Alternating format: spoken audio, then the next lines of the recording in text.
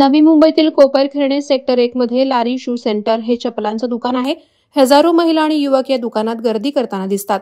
आपल्या दुकानाची जाहिरात डिजिटल मीडियावर व्हावी म्हणून या चप्पल बूट विक्रेता दुकानदारानं अल्ट्रा शूज नावानं इंस्टाग्राम अकाउंट बनवलंय।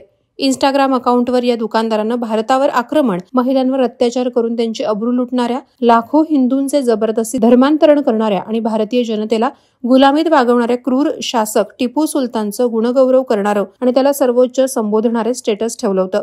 हे स्टेटस अनेक ठिकाणी व्हायरल झाल्यानंतर हिंदू धर्मीय आणि देशप्रेमींची मनं दुखावली।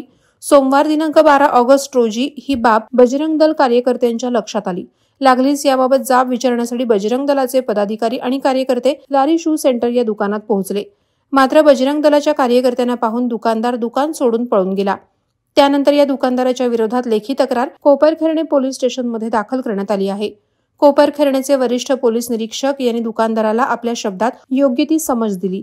त्यानंतर लारी शू सेंटरच्या दुकानदारानं व्हिडिओ स्वरूपात माफीनामा तयार करून प्रसारित केला।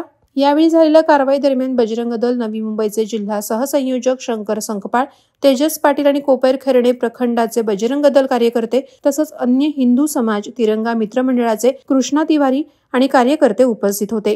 सभी भाइयों को मेरा नमस्कार। जितने भी बजरंग दल के लोग हैं और विश्व हिंदू परिषद के लोग हैं, मैं उनसे दिल से माफ़ी मांगता हूं और जो गलती है ऐसी दोबारा गलती कभी नहीं होगी। मैं कान पकड़ के बोलता हूं और मैं बहुत ज़्यादा शर्मिंदा हूं। और जो मैं माफ़ी मांग रहा हूँ ना आप लोगों से, ऐसा नहीं कि मैं आपसे दिल से माफ़ी मांगता हूँ और मैं बहुत ज़्यादा शर्मिंदा हूँ।